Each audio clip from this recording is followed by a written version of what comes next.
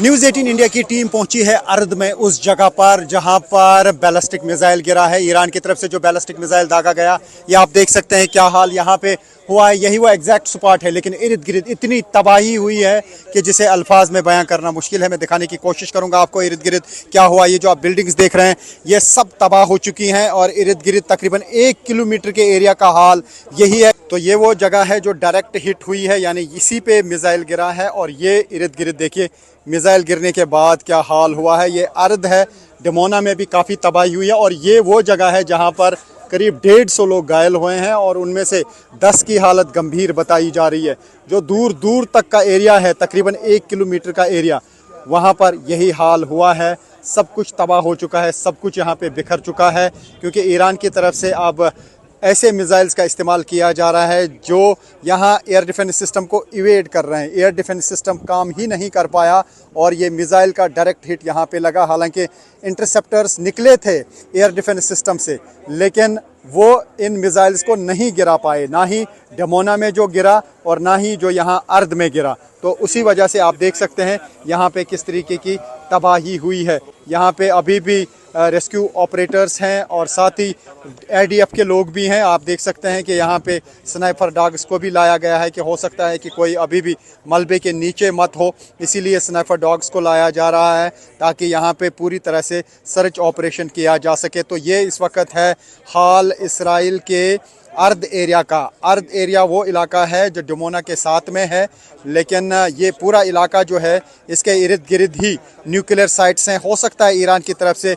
Nuclear sites को ही निशाना बनाया गया हो, लेकिन वो मिसाइल किसी और जगह पे गिरे इसी एरिया में। तो उसका मतलब है कि पूरा थ्रेट अब इसराइल को लग रहा होगा और इसराइल के लिए अब चिंता ज़रूर बढ़ गई होगी। तो ईरान की तरफ से मिसाइल दागने का सिलसिला लगातार जारी है। जिस तरीके से इसराइली फोर्सेस और US फोर्सेस ईरान पे अटैक कर रहे हैं, अब लग रहा है उसी तरीके से, उसी अंदाज से ईरान भी अब हमले कर रहा है। अगर इसराइली फोर्सेस या US फोर्सेस एनर्जी सेक्टर को निशाना बनाते हैं तो ईरान की तरफ से भी एनर्जी सेक्टर को ही निशाना बनाया जाता है, क्योंकि वहाँ पर जो न्यूक्लियर साइट पे हमला किया गया, उसके बाद यहाँ पर भी न्यूक्लियर साइट के इर्द गिर्द हमले किए गए और 2 मिसाइल जो अलग अलग जगहों पे गिरे, इसकी वजह से तबाही हुई। 250 से ज़्यादा लोग इन दोनों जगहों पे ज़ख्मी हुए हैं, जिनमें से काफ़ी लोगों की हालत तशवीशनाक बताई जा रही है। तो अभी ये जंग रुकने का नाम नहीं ले रहा है। अभी ऐसा लगता है कि ईरान के पास काफ़ी सारे मिसाइल हैं जो अब अलग अलग मौक़ों पे वो यहाँ दाग रहे हैं और यहाँ पे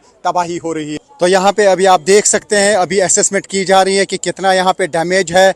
अभी यहाँ पे रेस्क्यू ऑपरेशन की टीमें हैं, सर्च ऑपरेशन की टीमें हैं, स्नाइपर डॉग्स लाए जा रहे हैं कि हो सकता है कि बिल्डिंग के अंदर कोई मत हो तो उसको यहाँ पे निकालने की फिर कोशिश की जाएगी। तो फ़िलहाल हम देख पा रहे हैं कि यहाँ पे इतनी तबाही हुई है कि इसे अल्फाज में बयां करना मुश्किल है, क्योंकि तकरीबन 1 किलोमीटर का जो एरिया है यहाँ पे वो प्रभावित हुआ है। वहाँ पे इस तरीके का इम्पैक्ट देखने को मिला है। और जो ख़ास तौर से जहाँ पे ये मिसाइल गिरा है वो ये स्पॉट है और इसके इर्द गिर्द जो है हर किसी बिल्डिंग में बहुत ज़ोरदार तबाही हुई है। ये देख सकते हैं आपकी क्या हुआ है, खिड़कियाँ सारी निकल चुकी हैं, दरवाजे सारे टूट चुके हैं, स्लैब्स गिर गई हैं।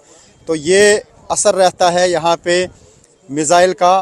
कितनी ताकतवर मिसाइल होती है, बताया जा रहा है कि 500 किलो से ज़्यादा एक्सप्लोसिव इस मिसाइल में होता है जो ईरान की तरफ से दागे जाते हैं। क्लस्टर बॉम्ब्स का भी इस्तेमाल किया गया। यहाँ पे हम देख पा रहे हैं कि कभी कभी आसमान में जब मिसाइल देखने को मिलता है तो उसके बाद छोटे छोटे बॉम्ब भी देखने को मिलते हैं काफ़ी सारे।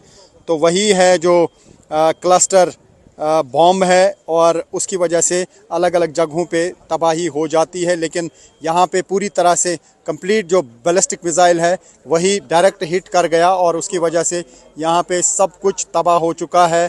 और ये है इस वक्त यहाँ इस स्पॉट के हाल। यहाँ अर्द एरिया है, ये साउथ इसराइल का एक हिस्सा है। यहाँ पे आप देख सकते हैं कि IDF की तरफ से अब देखा जा रहा है इस मैप पे कि कौन कौन सा मकान तबाह हुआ है। जिस तरीके की यहाँ पे मैप्स होते हैं और ये आप देख सकते हैं कि ये पूरा इलाका जो है, ये पूरा इलाका तबाह हुआ है और अब मार्किंग की जा रही है मैप पर कि कौन कौन सी बिल्डिंग यहाँ पे तबाह हो चुकी है। और इससे आप अंदाज़ा लगा सकते हैं कि अभी यहाँ पे किस तरीके की तबाही हुई है। ये पूरा इलाका तबाह हुआ है, इस पूरे इलाके में तबाही हुई है। तो एक साइड से आपने देखा किस तरीके की तबाही अराद में हुई है और ये दूसरा साइड है उसी जगह का जहां पे बैलिस्टिक मिसाइल ने तबाही मचाई है। ये आप देख सकते हैं कि दूर दूर तक यहाँ पे तबाही हुई है, क्योंकि जब ये बैलिस्टिक मिसाइल गिरा तो जो कुछ भी इर्द गिर्द था वो चकनाचूर हुआ। इसी स्पॉट पे 150 से ज़्यादा लोग घायल हुए हैं। हालांकि ज़्यादातर लोग अंडरग्राउंड बंकर्स में थे, लेकिन जो भी लोग इर्द गिर्द थे या बंकरों में भी कुछ लोग थे, उनमें से कुछ बताए जा रहे हैं कि घायल हुए हैं। ये आप देख सकते हैं यहाँ पे क्या हाल है इस वक्त इसराइल के अरद एरिया का। तो ये अरद का एक और हिस्सा है और आप देख सकते हैं यहाँ पे भी बिल्डिंग्स का क्या हाल हुआ है।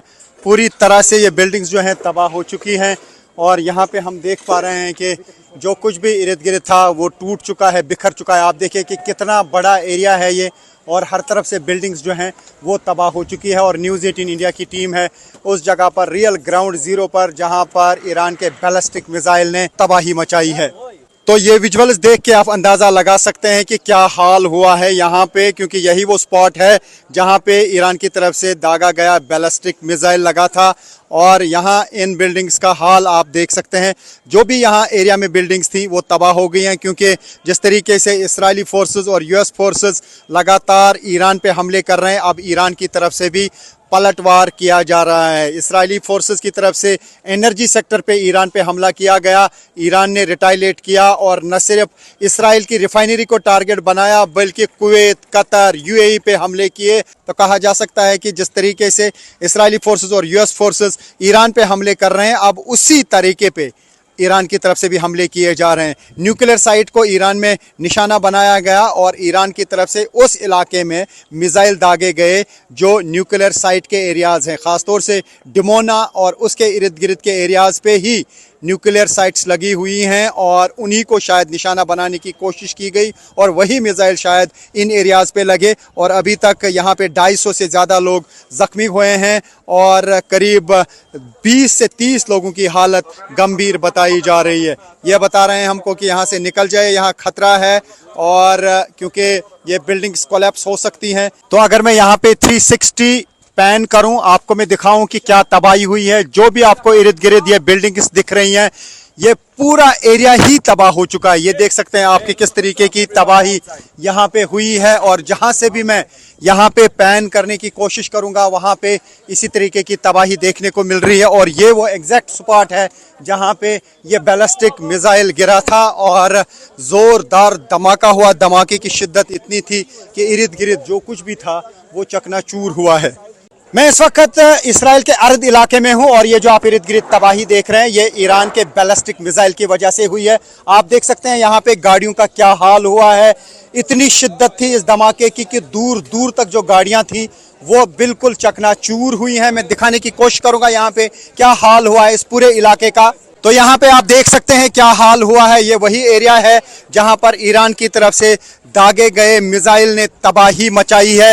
ये बसेस का हाल देखें आप, यानी जो भी एरिया में चीज़ें होती हैं दूर दूर तक वो चकनाचूर हो जाती हैं, चाहे वो गाड़ियाँ हों, चाहे वो घर हों, चाहे वो बड़ी बड़ी इमारतें हों, शॉपिंग मॉल हों, वो तबाह हो जाते हैं और दूर दूर तक तबाह हो जाते हैं। पूरी लाइन में मैं दिखाने की कोशिश करूंगा आपको कि यहाँ पे गाड़ियों का क्या हाल हुआ है। तो उससे आप अंदाज़ा लगा सकते हैं कि यहाँ पे जब मिसाइल फटता है, मिसाइल गिरता है तो उसकी वजह से क्या तबाही हो जाती है, कितना पावरफुल होता है बैलिस्टिक मिसाइल। बड़ी बड़ी गाड़ियाँ जो हैं यहाँ पे चकनाचूर हुई हैं और इर्द गिर्द का एरिया में दिखाने की कोशिश करूँगा। ये देखें, जहाँ पर भी आप नज़र दौड़ाएंगे खिड़कियाँ, दरवाजे, घर का अंदर का सामान तक बाहर आया है। इतनी शिद्दत इन धमाकों की रही है। हालांकि ये थोड़ा सा दूरी पर है, यानी जहां असल में मिसाइल फटा है उसकी दूरी पर भी आप देखिए किस तरीके का असर रहता है। तो यहाँ पे लगातार बर्बादी हो रही है ईरान की तरफ से दागे गए मिसाइल्स की वजह से।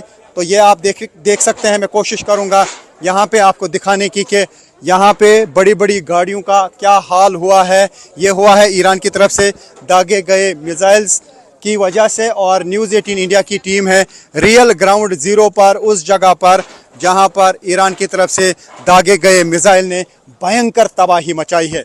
Rifat Abdullah, news 18 India, Israel. News 18 India की टीम पहुंची है अराद। यहाँ पर ईरान के बैलिस्टिक मिसाइल से हर तरफ से तबाही हुई। मैं दिखाने की कोशिश करूँगा। यही वो स्पॉट है जहाँ पे ईरान की तरफ से दागा गया मिसाइल फटा और इर्द गिर्द पूरे एरिया में तबाही हुई है। 150 से ज्यादा लोग यहाँ इस स्पॉट पे घायल हुए हैं। 10 की हालत गंभीर बताई जा रही है। मैं दिखाने की कोशिश करूंगा कि इर्द गिर्द यहाँ पे हाल क्या हुआ है। तो ये देखें किस तरीके से यहाँ पे बिल्डिंग्स जो हैं सब तबाह हो गई हैं। पूरा एरिया जो है ये बिल्कुल बर्बाद हो चुका है और दूर दूर तक इस मिसाइल अटैक का इम्पैक्ट रहा है। यहाँ पे आप देख सकते हैं, ये देखिए गाड़ियों का हाल क्या हुआ है। जो भी चीज़ें इर्द गिर्द थी वो चकनाचूर हुई हैं, तबाह हुई हैं। गाड़ियाँ यहाँ पे सैकड़ों की तादाद में तबाह हो चुकी है। 150 से ज़्यादा लोग घायल हो चुके हैं और जो कुछ भी यहाँ पे इर्द गिर्द था वो तबाह हो चुका है। ये देखिए क्या हाल हुआ है। ईरान की तरफ से दागे गए बैलिस्टिक मिसाइल की वजह से लगातार जो है ईरान की तरफ से बैलिस्टिक मिसाइल्स का इस्तेमाल किया जा रहा है, जिसकी वजह से यहाँ काफ़ी जगहों पे तबाही हुई है। और ये घरों का हाल देखिए, जो भी इर्द गिर्द दूर दूर तक यहाँ पे घर है। ये जो आप पूरा एरिया देख रहे हैं, इस पूरे एरिया में जहाँ पे भी आप नज़र दौड़ाएंगे वहाँ पे आप देखेंगे कि घर टूटे हुए हैं। बिल्डिंग्स जो हैं काफ़ी सारी ढह गई हैं और ये आप देख सकते हैं किस तरीके से लटक रही हैं यहाँ पे चीज़ें। और दूर दूर तक जहाँ पे भी हम देख पा रहे हैं वहाँ पर तबाही हुई है, क्योंकि जिस तरीके से ईरान की तरफ से एक के बाद एक 2 मिसाइल लॉन्च किए गए, उनको इंटरसेप्ट नहीं कर पाया यहाँ का air defence system. Air defence system उन मिसाइल्स के सामने बिल्कुल फेल हो गया, क्योंकि जिस तरीके से ईरान की तरफ से एक के बाद एक मिसाइल अटैक किए जा रहे हैं, उससे चिंता यहाँ इसराइल की ज़रूर बढ़ गई है। यही वो जगह है जहाँ पे ख़ुद प्राइम मिनिस्टर बेंजामिन नेतन्याहू आए थे और यहाँ पे हालात का जायज़ा ले रहे थे। तो उससे आप अंदाज़ा लगा सकते हैं कि इस एरिया में किस तरीके की तबाही हुई है। ये इन लोगों के घर हैं और ये अब यहाँ पे अपने घरों का हाल देखने के लिए आए हैं, क्योंकि जब यहाँ पे सायरन बजी थी तो बहुत सारे लोग जो हैं वो यहाँ शेल्टर्स में थे। अगर वो बॉम्ब शेल्टर्स में नहीं होते तो न जाने कितने लोगों की यहाँ पे मौत होती, लेकिन उसके बावजूद भी यहाँ पे 150 से ज़्यादा लोग जो हैं वो घायल हो गए हैं। तो ये हालात आप देख सकते हैं उस जगह के जहाँ पर मिसाइल गिरा है और ईरान की तरफ से लगातार इस इलाके को टारगेट किया 2 साइड से, क्योंकि डमोना का जो एरिया है वहाँ पर न्यूक्लियर साइट्स भी हैं। हो सकता है कि न्यूक्लियर साइट्स को ही निशाना बनाने की कोशिश की गई हो दोनों साइड से, क्योंकि जो ये अर्थ का एरिया है एक साइड से है और दूसरा साइड जो है वो डमोना है। दोनों एरियाज़ में यहाँ पे टारगेट किया गया मिसाइल से। हो सकता है कि असल टारगेट यहाँ के न्यूक्लियर साइट्स रही हों, क्योंकि डमोना एरिया में ही न्यूक्लियर साइट्स हैं, यहाँ पर ही न्यूक्लियर रिएक्टर्स हैं। लेकिन 2 जगह पे जहाँ पे ये मिसाइल गिरे, दोनों जगहों पे तबाही हुई। एक जगह पे 100 लोग घायल हुए और यहाँ पर 150 से ज़्यादा लोग घायल हुए हैं। उसमें से काफ़ी लोगों की हालत जो है वो तशवीशनाक बताई जा रही है।